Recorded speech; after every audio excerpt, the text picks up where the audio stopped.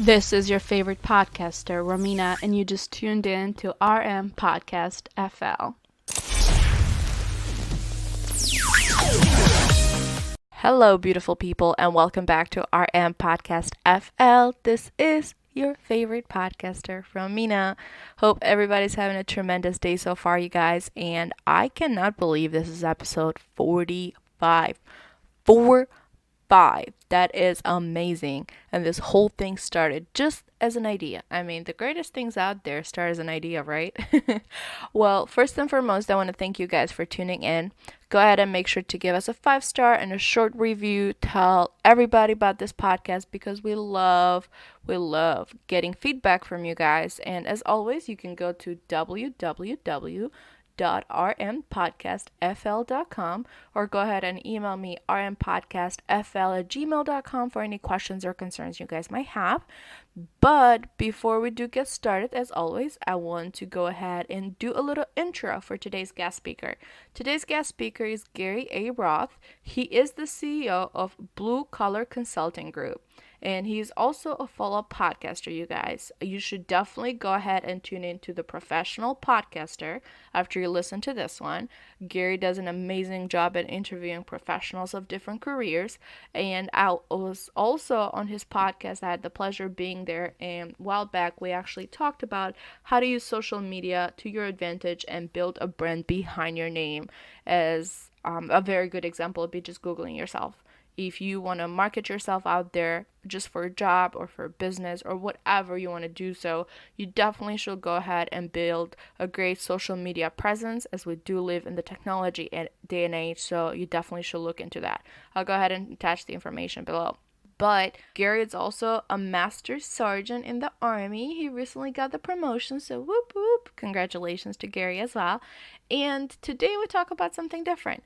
I love tapping on a little bit about how he was able to keep his cool on a very high stressful moment, such as dissembling an ID. ID, you guys, stands for Improvised Explosive Device, which that's one of his jobs in the military, which I think is really freaking cool. And talking about military, we also touch base when it comes to recruitment, how the recruitment has changed throughout this day and age, and how social media affects it, and how the health and everything. So it's a really great episode. Make sure to tune in and listen to everything. Go ahead and give us a 5-star review, write a short comment, tell everybody about this, your friends, your neighbors, your parents, your Uber driver, your mailman, everybody. I don't care. Just tell everybody. But without losing any time, let's dive right into today's episode. I hope you guys enjoy it.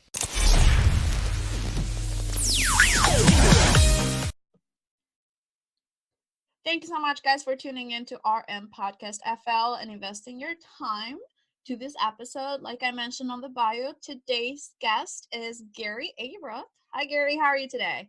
I am absolutely outstanding. I am in podcast fever today. That's awesome. So I'm very excited about this interview. I know we connected through LinkedIn, and LinkedIn is a very great platform, which we'll get to it as well.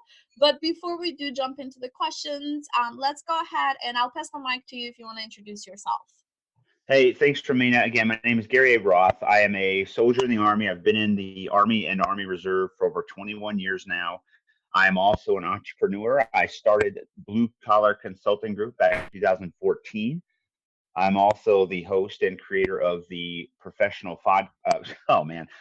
podcast, and I have a couple other smaller projects going. But just a guy out there, kind of like yourself, Romina, trying everything. Trying things and see what works, see what doesn't work, and just really trying to make a name for myself. And as you were earlier, I'm very excited and thankful to be on your show. Absolutely. So I know you have a lot going on right now. Let's get started to it. Like, tell me a little bit your longer mission, because you have your consulting firm, you have your podcast, you have side projects. What is your long mission towards doing everything? What's your long-term goal? Well, okay, so I've got about, and I just was selected for promotion to Master Sergeant in the Army, so that's good. I've got about 4 or 5 more years left of active duty before I'm eligible for retirement. And so ideally, I would love to be able, much like you're doing, to build my personal brand in the next 3 to 5 years while I'm still on active duty so that I can transition from military to the consultant role, because I have a real passion not only for leadership consulting, but also marketing, specifically social media marketing. And I would love to consult for folks and teach them how to leverage social media for their business, for their product, for their service, for their YouTube channel, whatever. I have a real passion for that. And then between me and you, I have a side project that I want to build lakes for people. I have a childlike passion for operating heavy equipment and moving the earth. And so I'm going to try to do the consulting so I can buy myself a bulldozer and push dirt on the weekends. But that's kind of what's going on in my world. That's awesome. Well, first off, congratulations on promotion. That's really Thank great. you. Thank you. That is a lot of work. The promotion doesn't just come out of nowhere, so you definitely put a lot of work towards it. But we live in Jacksonville right now, which Yeah. we have a big naval base. Well, two big naval bases. Mm-hmm. Tell me a little bit more about military life, like, because how is that different from the civilian life? Because you've experienced both of those. What are some things that you say it's very different, the lifestyles of one another? That's a great question. One of the biggest things in military life, I would say, is accountability. So at my level, I'm not only responsible for, X amount of people, but I'm also accountable to somebody else, directly accountable. I work at what you might consider like a regional headquarters. And so in my office, there's probably 10 or 12 of us. Three of those people are in my direct line of supervision. And so, the chain of command in the United States military is very, it's defined, it's clear, and what you're expected to do is very clear. And I know I use clear a lot, but that's the beauty. One of the things about the military that I love so much is there's systems in place. You're evaluated a certain way. You need to be somewhere in a certain way. Your promotion and your performance is measured against very clear and regimented standards. And so the thing that allowed me to be very successful and promoted rapidly in the military, in the Army specifically, is that I always listened to what people were looking for on these promotion boards. For example, a lot of folks value civilian education. So these folks that select you for that next rank, they look at, hey, what are you doing with civilian education? And that's the same every year. I went out and got my master's degree. I mean, it's a free benefit. For those of you listening that are in the military, if you don't have a degree, I really can't justify, like, what are you doing? Because it's free. Number two, in the Army that I came up in, you had to be physically fit. Don't get hurt. Don't get lazy. Don't get fat. These are things that I didn't. I exercise every single day. It's not comfortable. I don't like running, but the Army says you need to stay in shape, and I do. And finally, the third thing is exposure. Do different things. I work in an administrative field, handling the reenlistments for soldiers, and so helping them stay in the military for as long as possible. It's office job, all right. Yeah, you might go out and visit some folks, whatever, but I'm not in the woods. I'm not jumping in and out of a tank. But at the same time, I went out and got the battle staff course, which teaches you how to work in like an operations center. I went out and got combatives, and I got my nose broken. It's advanced hand-to-hand fighting. I went out and got level 1 and level 2 resiliency training. So these things to do are very uncomfortable, and so you have to give up your personal time, give up some convenience and comfort to get these things. But I know, and everyone else knows, that they are looked at very favorably on the promotion boards. And so one thing that really stands out is these clear expectations. You got to wake up early, all that good stuff, but the accountability piece, I would say, Romina, is probably one of the biggest differences between military and civilian life. And me personally, I love that. And I have a lot of people that work in the military that I've seen in the work environment, to in corporate America or anything like that. And Yes. it's a high discipline that they hold themselves Yes. accountable because they kind of got used to that culture, and it's something that is stamped on their brains right now. Right. Was this for you something like a high discipline, something that you were raised with, or is it something that you learned from the military? Well, I'm really glad you asked me that question. Discipline is a really big deal, but let me just be very clear for anybody that's out there listening, and maybe somebody might be considering joining the military.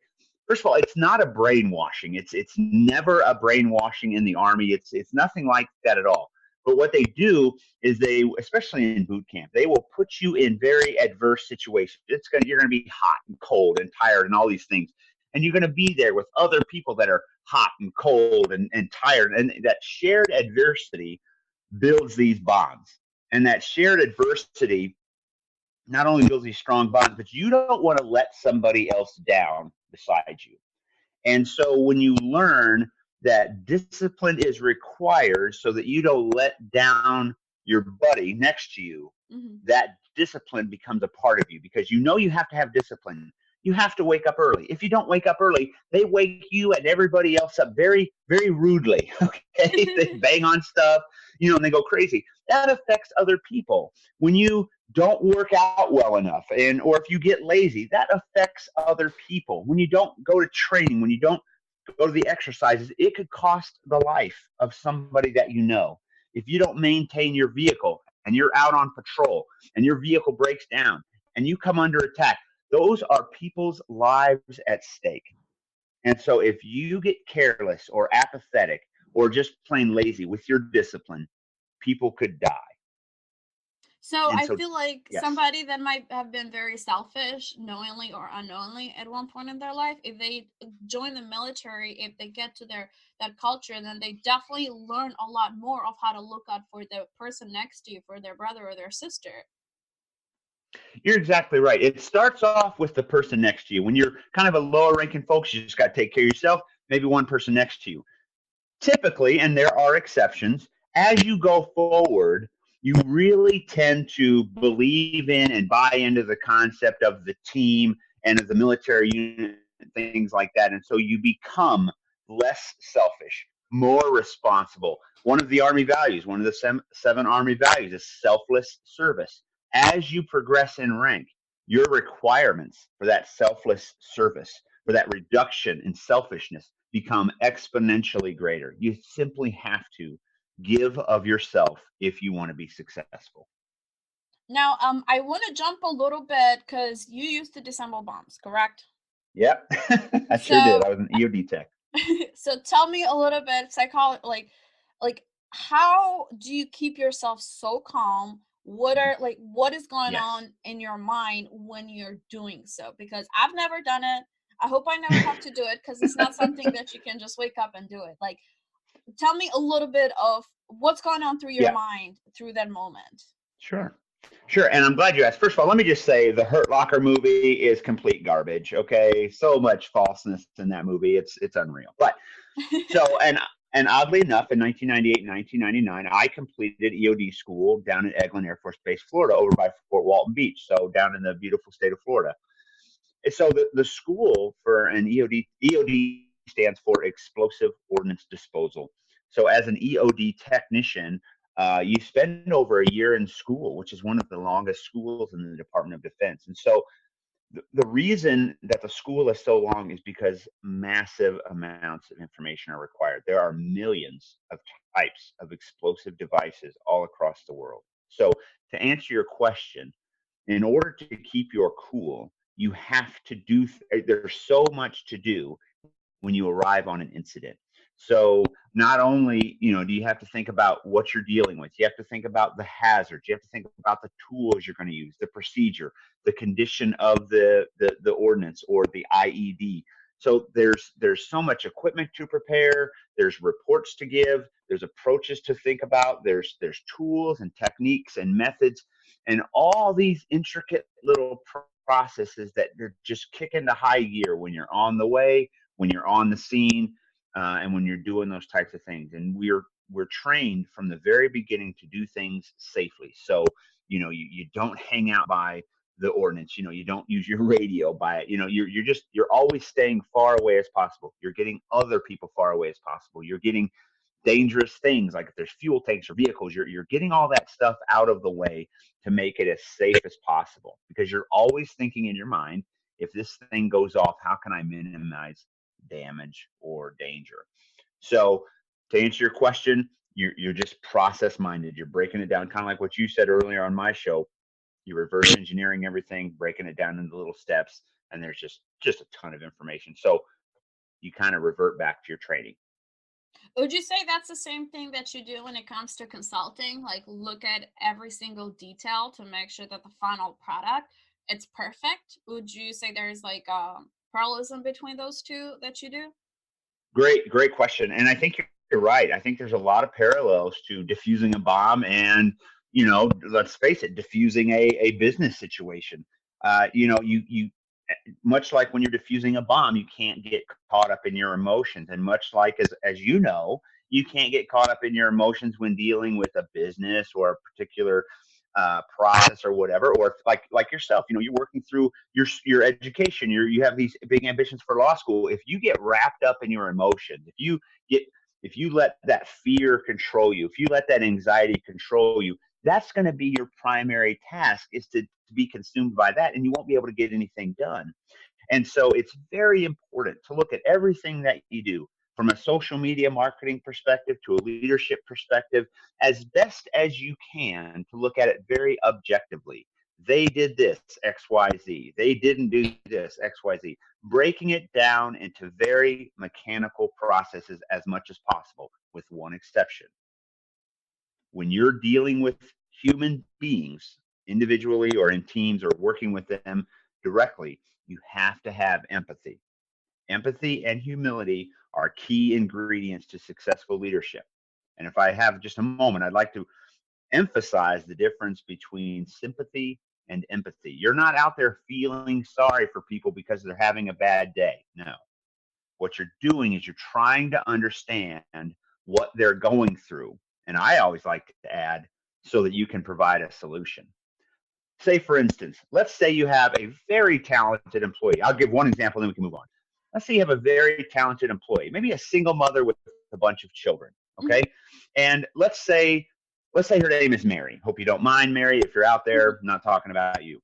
Mary has trouble getting to work on time because by the time she drops her children off at daycare, fights morning commute traffic, and gets to work, she has trouble being late. And she has trouble getting all of her work done and trying to leave things. Like an empathetic leader doesn't feel sorry for Mary. He or she is going to sit down with Mary and say, Mary, what would you think about working alternative hours instead of 9 to 5? Why don't you come in and work from 10 to 6? Will your daycare for your children allow that? So it's not about feeling sorry for Mary and, oh, poor Mary, let's just give her everything that she wants. No.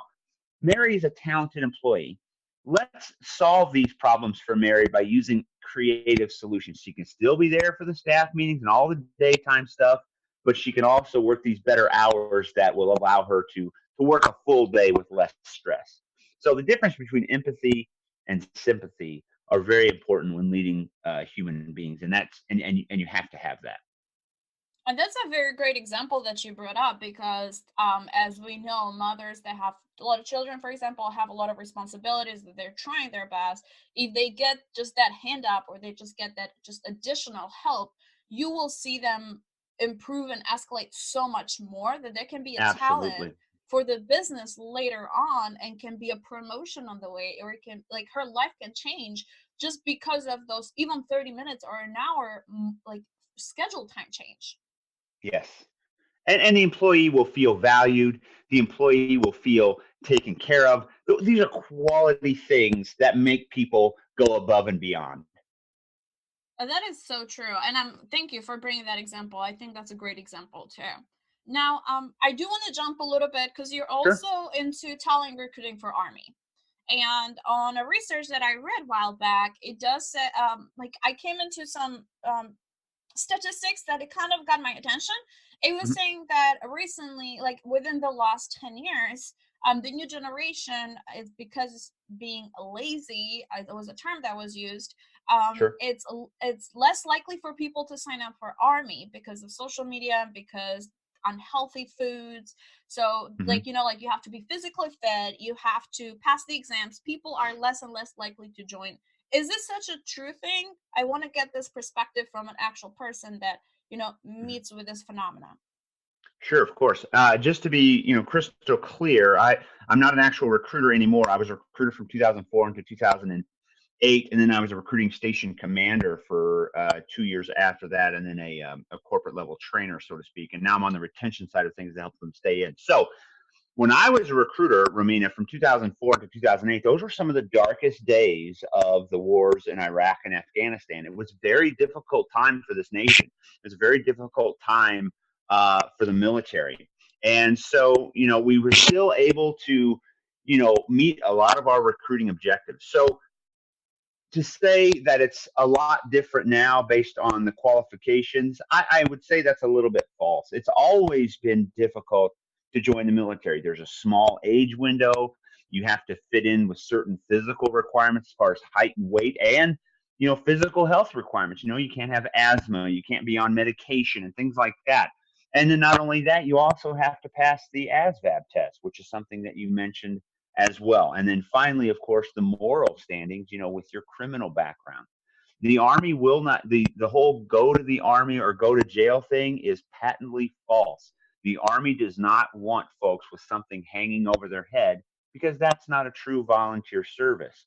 And so if you're pending criminal charges, or if you work something out with a judge where you join the Army and they drop the charges, that is 100% not acceptable and not okay. Does it happen here and there? I'm sure it does. But then the recruiting command investigates those folks, and they'll be punished for doing what they call a recruiting impropriety. So, and I know I'm taking a long way to answer this, but recruiting for the military is always fluctuating. When the economy is not so good, military enrollment usually goes up. When the economy is really great, military recruiting typically goes down. So those are usually kind of inverse. Now, the economy wasn't doing too bad when September 11th happened.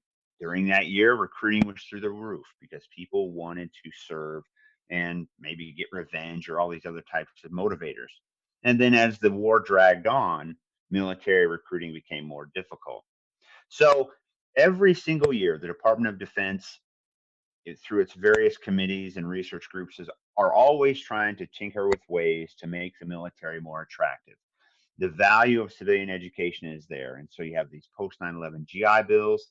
And then really a great benefit is student loan repayment. So I think you might even see increases in the student loan repayment program given the current economic situation, with so many folks being straddled with student loan debt.